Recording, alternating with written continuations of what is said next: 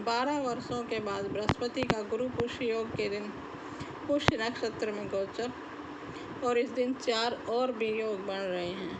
हंस योग, रोचक योग, गज केसरी योग, स्वार्थ सिद्धि योग। तो ये 18 जून का दिन बहुत ही सौभाग्यशाली दिन है। 18 जून 2026 गुरुवार को ज्योतिष की दृष्टि से अत्यंत दुर्लभ और महाशुभ संयोग बन रहा है, जिसे गुरु पुष्य अमृत योग कहा जाता है। गुरु पुष्य योग तब बनता है जब गुरुवार के दिन पुष्य नक्षत्र रहता है। इस बार गुरुवार के दिन बृहस्पति नक्षत्र परिवर्तन करके पुष्य नक्षत्र में प्रवेश कर रहे हैं। इस दिन स्वार्थ सिद्धि और अमृत सिद्धि योग भी बन रहा है, और रोचक योग और हंस योग भी बन रहा है, और गज केसरी योग भी बन रहा है।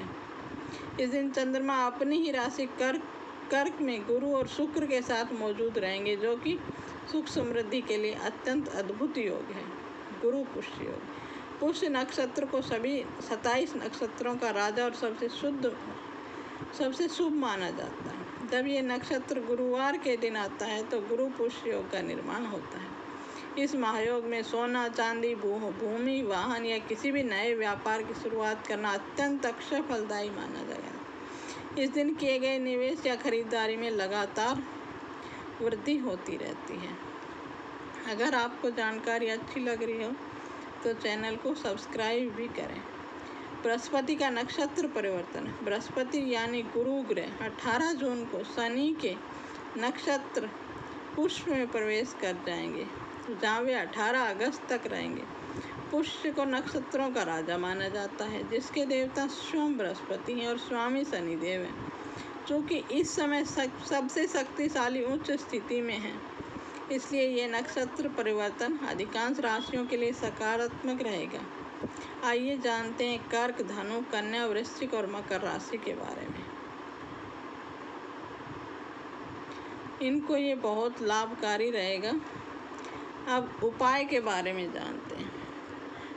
दुर्लभ योग में 5 उपाय करें जो बहुत ही फायदेमंद रहेंगे। सबसे पहले केसर का तिलक। गुरु ग्रह का सीधा संबंध पीले रंग और खुशहाली से है।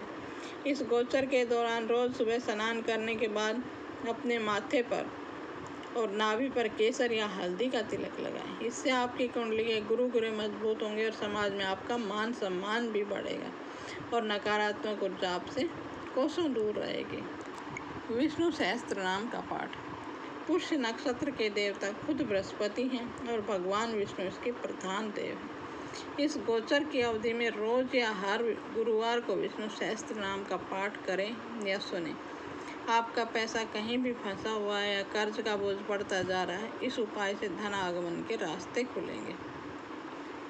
नंबर 3, पीली चीज़ों का दान। इस दौरान किसी मंदिर या किसी ज़रूरतमंद ब्राह्मण को पीले रंग की चीज़ें दान करें। दान में आप चने की दाल, केला, पीले वस्त्र, धार्मिक पुस्तकें या हल्दी दे सकते हैं। शास्त्रों के अनुसार गुरु के पुष्य नक्षत्र में रहने के दौरान ही किया गया पीली वस्तुओं का दान घर में कभी धन दान की कमी नहीं होने देता। नंबर 4, केले के वृक्ष का पूजन। कैरियर और विवाह में बाधा के लिए हर गुरुवार को सुबह उठकर केले की जड़ में जल अर्पित करें। जड़ में थोड़ी हल्दी, चने की दाल और गुड़ जरूर मिला लें। इसके बाद वहाँ शुद्ध घी का दीपक जलाकर गुरु के मंत्र ओम व्रीम बृहस्पत्ये नमः का जाप करें। अगर आपको ये जानकारी अच्छी लग रही हो तो मेरा उत्साहवर्धन करने के लिए चैनल को सब्सक्राइब करें। सब्सक्राइब बटन आपको दिख गया है। अगर आपको नहीं पता चल रहा हो तो एक बार फिर से आपके सामने सब्सक्राइब किया जा रहा है। धन्यवाद दोस्तों। अब हम आगे का वीडियो शुरू करते हैं।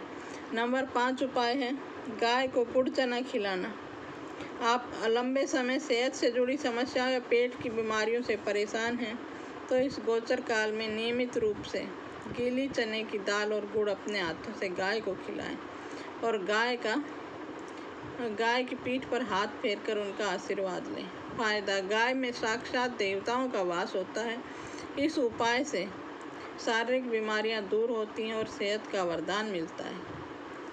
खास टिप, इस गोचर के दौरान अपने घर के बड़े बुजुर्गों, माता पिता और गुरुओं को पैर छूकर आशीर्वाद लेना ना भूलें। उनका सम्मान करने से देवगुरु बृहस्पति बिना किसी उपाय के ही शुभ फल देने लगते हैं।